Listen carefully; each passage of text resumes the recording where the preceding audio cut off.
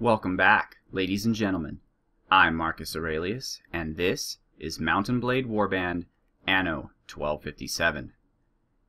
And once again, I have played the game an awful lot on my own. It is now April 19th, 1259. We have played, I believe, for over 2 years in-game, and a lot has changed yet again.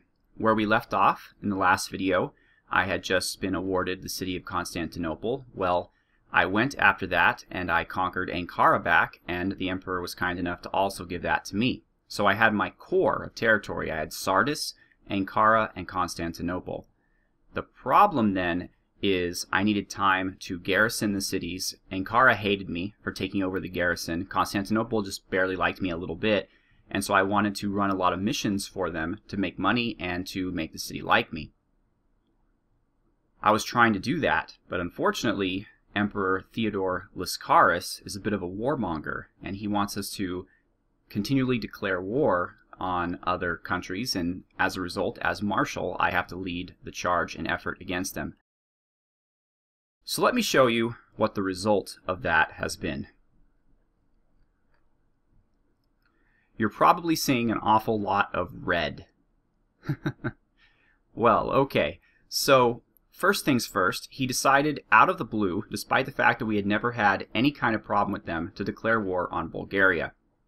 Now, Bulgaria had 2 castles and 2 cities. It had Plovdiv, Tarnovo, Drastar, and Bedin.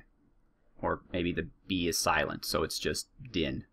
Regardless, I led the troops of the empire, the Rhomaioi. Now, we're no longer the Roman Empire of Nicaea, we're now just the Roman Empire. But since that's English, and they didn't refer to themselves as that, I'm referring to this. And plus, I don't want to confuse people in the title who might think it's Ancient Sandals and Toga Rome. So we're the Rhomaioi. And I led them in battle, and we conquered, first we conquered Plovdiv, then we conquered Bedin, then Tarnovo, and then Drastar. And I had to basically run back and forth between all of them with my entire army for the month or so in-game that it took the Emperor to assign them to people so that they could start garrisoning them. But it worked, so thank goodness for that. It was long and arduous, but the Bulgarians simply were not ready for us. And what's cool is I made friends with a few of them by releasing them, and they ended up joining. They ended up joining the Rhomaioi, so they are now fighting under us, which is awesome. So then, after the war against Bulgaria, the Emperor decided to not waste any time and immediately declared war on Hungary. So we took Sredets, and then I went up here and took Verbosna, which I've wanted for a long time. It was mine for a while and was taken from me.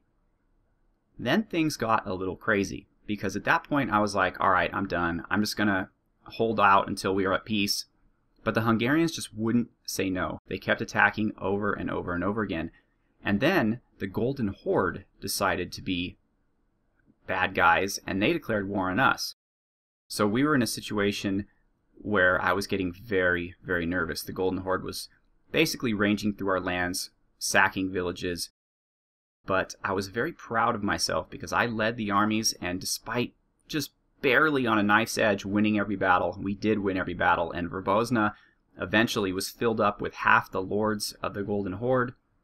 I then led the army south to take Brskovo, which belonged to them.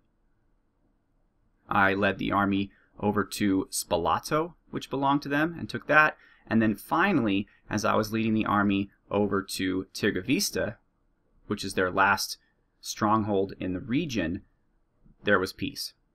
So we were back to a point where we were only at war with one enemy, and that was Hungary.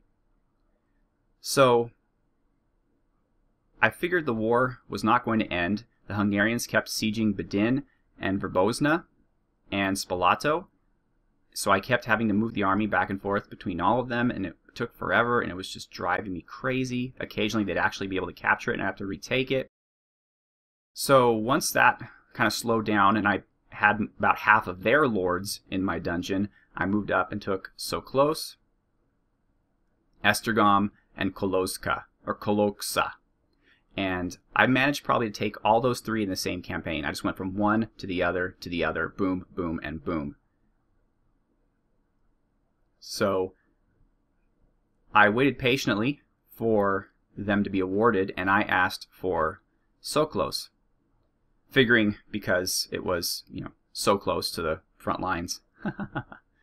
But really, so I asked for it, and I walked around to some of the different nobles, and they were like, nah, man, we're not going to give this to you. You are way too controversial. And what happened was, I guess, one Hungarian lord, some idiot with like 50 guys, was driving all the way through our backlands and setting fire to villages, including my own. And each time he did that, it kind of pissed people off. So I had something like 94 controversy. And as you get more controversy, you end up getting fired from being the marshal. So I really wanted so close because in my adventures in conquering these places, I found that Koloksa was beautiful. I mean, it's amazing. It's like a giant castle where you come in a gate and then you go and there's these towers everywhere. I mean, it's an archer's paradise. If you could actually control where each unit goes, or you can like place troops like you can in, say, Total War, it would be an unconquerable fortress. However, you can't. So it was the easiest fortress I was able to take. Same thing with Esztergom. Esztergom was like 2 fortresses connected to each other by a drawbridge, and it just fell really quickly. But Soklos and Verbozna, they're not as developed on the inside. They're just basically a little ring wall with a keep in the middle. Nothing fancy. But they were hell to take over. I lost like 4 guys for every one of the enemy that I took.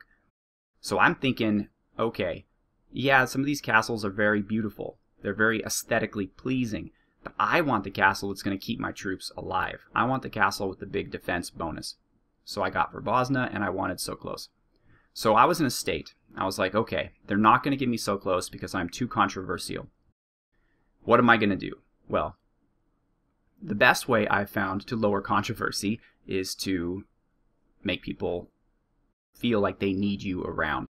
So, once again, mostly by myself, but with what few lords were still able to follow me, I took Gradek, Breber, and Zolum.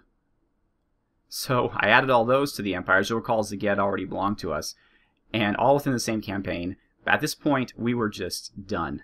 I think I had maybe 5 guys that weren't injured, and we actually got ambushed by bandits or something because they thought we were easy pickings, and it was the most amazing thing. Me and this one Armenian knight took on like 50 bandits all by ourselves. And when they ran off, I was like, yeah, it's right. But regardless, I managed to take all these. And it hasn't been easy. I've had to keep, again, running back and protecting them. But because of that, my controversy rating went down to the 30s, and So Close was awarded to me. And at this point, all of our conquests, with the exception of Zolum and Albans, have been given away, and the little villages around them. I'm done up here. I have my 3 Catholic companions, and I do not need any more Catholic companions. And frankly, I don't need any more fortresses in the West. I don't like the West as a theater of attack, because here's why. We're bordering Sweden, Golden Horde, Sicily. Sicily's all over the damn place. They're pretty powerful. Venice, and the Holy Roman Empire. And wars in this game are based on who you border. So this is just, and it's, I mean, how do you defend this? How do you defend this when you can be attacked from all sides? What I want to do is lead our armies to the east, take out the Ilkhanate, and then move down and take out the Mamluks. And then once you get here, you're done. I mean, there's nobody bordering you. This whole area is basically protected on the edge of the map and unassailable. So if we can get this, then we'll have a launching point that is relatively protected to move against the west. Whereas here, we're open to attack from everywhere. So I do not agree with Emperor Lascaris. I think he's an idiot, but he is my emperor, and I do what I must do. If I can get a few minutes of peace just to build on my lands, my core here of Chona, Sardis, Ankara, and Constantinople, I'd move up here and take Amasia and Erzincan, and then eventually Tarsus and Trebizond, and then take Kars, and then just move down. And once you get to about here, it becomes easy because you could take Edessa, Aleppo, Antioch, Raga, Tripoli, Safed, and Damascus, and they're all so close to each other that one army right here can defend all of them easily. Whereas here, I have to run from Albans to Breber, up to Extergom, down to Berskovo. It's just, boy, what a hassle. But eventually we're going to have to go to blows with the Kingdom of Sicily, because they have Janina, which should be ours, Bar, which should be ours, and Maglik, which should be ours. So I don't care if they keep this. This is not important to me.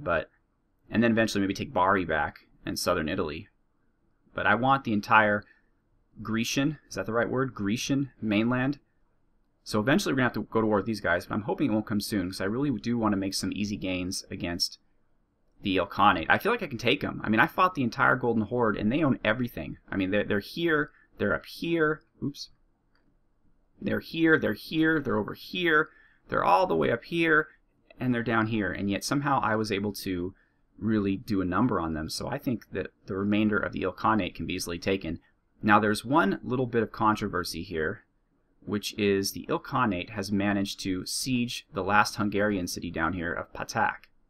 So they're probably going to take that. So I'm going to have a multi-front war against the Ilkhanate if I do go against them. And I believe, let's see, the Hungarians also own Nancy, but I believe they're at war with the Holy Roman Empire. So I'm hoping that somebody will go in here and siege this thing. It looks like they haven't just yet. But as long as the Hungarians are alive, they can send, just like the Latins, if you'll recall, they can send huge armies down here and just raise havoc, especially because these cities aren't very well garrisoned. Worldwide, the big story is France, who is humongous. They've got most of southern England, a lot of the Holy Roman Empire. But really, you've got the Kingdom of Aragon, which started off here, obviously, but now they have most of Italy. They've gotten rid of the Milanese. I think they were the Guelphs. They've basically taken out the Hafsid dynasty over here. They've got all of North Africa. They've got Sardinia. So they're looking very dangerous. They seem to be the power at this moment, although I'm hoping that these guys, who are they, the Granada, they can keep them kind of busy so they won't bother me at all. And France, I mean, no one can stop France. I'd like to see these two actually go to war. That would be pretty exciting. Although the winner of that war would probably be unstoppable. I'd like to see England take this back. But you see, England has to deal with Wales and Scotland, and to a lesser degree, these people, the purple people. Finland, or Kingdom of Norway. Whereas France, I mean, France just pretty much does whatever it wants. So yeah, so that's my situation. Oh, I also want to say that this mod really does not want you to change the names of your companions. I've tried to do it in the mod itself, no luck. I've actually got to the text files where you export them and you can change like your companion statistics. I've done that. I've changed their statistics and everything works just fine. The game remembers it. But if I change the name, it'll show up. It'll be changed. But as soon as I turn the game off and restart it, boom, it goes back to the original names. I don't know why. Maybe they're listed somewhere else in some other file I don't have access to. But the names of the companions cannot be changed. And that's a shame because my Catholic companions are boring as hell. I have John, Peter, and Joseph, which sounds more to me like a folk band than it does a group of warriors. But what are you going to do? So now I have the 3 Orthodox, Muslim, and Catholic companions. I'll probably never have the pagan ones because the pagan lands, as far as I understand it, are way up here, this area. And why on God's green earth I would ever want to have territory up here and how I would even consider defending it is something I don't know. I just can't figure out. So I'm probably done in terms of companions. So for the rest of the episode, my goal for right now really is just to garrison my cities. Soklos has about 250 and Verbozna has about, well, Verbozna is actually pretty well worked out, actually. It has like 400 and something. But look at them. I mean, it's all over the place. I basically, every time I conquered a Hungarian city, I took all of the men inside of it and recruited them. and then they came to defend my lands. So we've got everything from Rus to Greeks, Scandinavians, Latins, Balkans, Euro mercenaries, Serbians. We have bandits, raiders, looters, pirates. We even have down here somewhere, we have, Low Countries crossbowmen. We have some Welsh bowmen. And we even have some Cuman horse guys too around here. I mean, it's crazy. My own force is pure cavalry, but not very Greek anymore. Most of my Greek troops have died. I came down, or up, I should say. I came north up here with about 20 cataphracts. I am left with 1. He is the lone survivor of my initial force. Now, my strongest warriors are typically my Latin senior knights, who I like because they are, and regular senior knights. I like them because they're colorful. They look all orange here, but in real life they're red, blue, they have all kinds of different colors, and they're really kind of interesting. And men-at-arms, which both of my castles now recruit, turn into them. I also have lesser knights, of course, which turn into them, but the Rus Boyarin, these guys are badass. They ride around on cataphracts, and they are nasty. They come from the Rus Druzinik, and they look just like Greek lancers for the most part, and they are Orthodox, so they don't upset anybody. So basically, I'm a combination of Orthodox and Catholic troops. There's the basic Rus rider, some men-at-arms. So that's my force right now, and it's all cavalry. As you can see, I'm still not doing very well with money. I've been watching Arcade Knight's videos, and he has like 500,000 dinar. Ridiculous. I can't even, I'm at war so much that just having enough to be able to pay for my troops week to week is an achievement. Selling prisoners really has been where I've gotten a lot of money recently. I haven't been down to my manor in like 2 months, which sucks because the goods just pile up, and then once they fill up the window, you're done. It's not like even though they produce more goods, it doesn't show up. So basically it's just stalling and nothing's happening.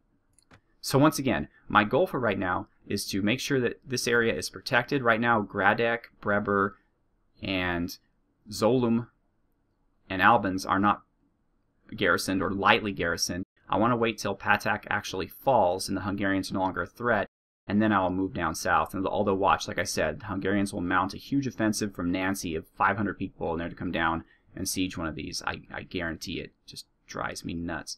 I don't want to take that city, though, because then I'll be warring against France and the Holy Roman Empire, and I really don't want to deal with that. So, that's my situation. Let's take a look at my new lands, shall we?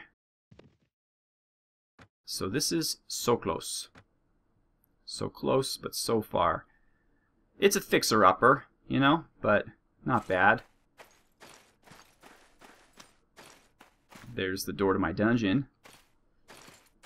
I thought this would look like the... Okay, so here's how the siege works. So, the enemy comes from here. Now, they have to climb up that mountainside, and then they get on the siege tower, which lands roughly about where this fellow here is standing. At this point, they have to deal with regular troops here, archers here, and archers... You can't see it just yet, but as I walk around, you'll see it. Archers up there, on top of this. So, this is a huge killing zone, and it was so difficult to take. And look at how beautiful. These are my mountains. This is my little home away from home, my vacation home. And so they have to deal with arrows just pouring down on them, coming up this steep thing slowly. Then they have to land here, and even then they're not done. They have to come here. They have to go down. There's a staircase there. Yeah, go down here, and then they have to deal with whatever troops I have in the courtyard. And some reason troops just stand on that roof and nobody can hit them. I had to kill them when I was assaulting. Otherwise, they just rain arrows down and no one can stop them. But then, this door is closed. They have to actually smash through this door. They have to run up here. They have to smash through this door, run up here, and then finally, they have to go all the way up here. And they have to go all the way up here, and that is where that last little bit of archers are, right here. So this is a huge endeavor, and though it's not a very fancy castle compared to, say, Esztergom, it is very defensible. So, and I've just got another mounted sergeant. Hooray! If there's a way that I could just add the pagan companions to my party without having to go conquer a pagan land, let me know, and I will do so, because I would like to have them. I just don't want to deal with it. So let's go check out Verbazna. Okay, let's see how many... Oh, we have more mounted sergeants. Mounted sergeants turn into men-at-arms, I believe, turn into knights. So what do we have here? We have... Well, it doesn't tell me how many guys I have. I think it's a lot. But as you can see, just a bunch of Balkans, Greeks, Anatolian Muslims, Halqa archers, Mordovians, which are really cool, but I think they are pagan. So they make my men upset when they're in my attack party. I also have King Bela of Hungary and 2 other Hungarian nobles still. They've rescued, or not rescued, but they've ransomed a couple of them, but they've left the king. My guess is because they just don't have the money to afford him. I don't know if the amount of garrison that you have determines how likely it is they can escape, but he hasn't gone anywhere. So, alright, so here's Verbazna. Again, very basic, just a circle outer wall with the castle here. But it is kind of fun to siege because, let's see here. Oh, I have died so many times inside this damn castle. I had to take it like, over the course of this whole entire LP, I've had to take it like 6 or 7 times. Okay, so I think it works like this. I think here is where they start. So, same thing as before. They have to climb up a steep hill and get on a siege tower. Actually, I think this is a ladder. In this instance, I think it's a ladder that comes around here. And that's even worse. I mean, it's climbing up a ladder is much worse than a siege tower. Pretty much everyone dies. So maybe when I did it with my elite troops, I lost 5 or 6 for every one that we took up until we got to this point, and then it became a bit more fair. But so you've got archers up in those 2 towers that cannot be reached from here. So they have to come here. They have to run all the way around. We have archers here. You could have archers up there if you want. But I noticed the game doesn't really put them there. So they have to come down here. Okay? So then now they're in the courtyard. So they have to come from the courtyard. And by the way, those guys up there on that little wooden railing who are shooting arrows down at you. So they have to come over here. There it is. They have to run up these stairs. Come on, Marcus. Have you been eating too much? You need to get a little spring in your step. So they have to come up here. They have to kill these archers who are guarding this. Then they have to come all the way up here. Meanwhile, the archers up there are just shooting them full of holes. And there's no protection for it. So they have to come all the way up here. Dun, dun, dun, dun, dun. Come on, Marcus. And they finally... I've never seen any men over here, but they could go over there. Finally, they have to come over here. And the battle ends as they are in this little narrow passageway. So if you're smart and somehow can control it, you could put some tough guys right here to hold them off. It'll take a long time. And then finally your archers are here. The whole time firing down at them. So that is Verbazna. So those are... Did it just make a noise? Huh. So those are... This is my hall. Great Hall of Verbazna. It's not as splendid as the one of Constantinople, but, you know, it keeps me warm. Nice little fire. So, yeah. Those are my 2 new fiefs. I like castles because they give you their full amount of tribute.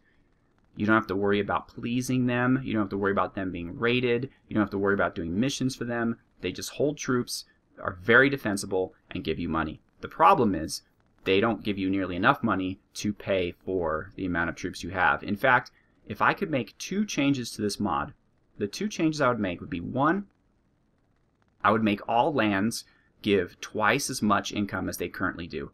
I think that's about right without being overpowering. I think right now they make about 2,500, 3,000. I think 6,000 would be great to pay for the troops. Basically, that would just be enough for my castles to pay for the troops that are inside of them. Now, the cities, apparently, from what I understand, could become very lucrative, but right now Constantinople is only making me about 3,000 and maybe 3,500, and I'm garrisoning it with like 7,000 worth of troops, so it's a net loss for me. The next change I would make is the merchants in town should have more money. It's weird that they only have 2,000 and you're carrying around all these goods, and you have to go to like 6 different cities to sell all your materials. That might be realistic, or whatever, but just for fun's sake, for gameplay's sake, I just wish that they would have maybe twice or 3 times as much money, so you wouldn't have to drive all over the world to sell your goods. But okay, so these are my 2 new lands. The next couple episodes, hopefully I'm going to make peaceful. I just want to move around, fortify my lands, make sure Hungary's taken care of, and then I'm going to go south and work on my southern lands as well, especially Ankara, which I left with like 150 men in the garrison. I don't think that's nearly enough to keep it safe. So once again, I'm Marcus Aurelius. Thank you so much for watching. Have a good one.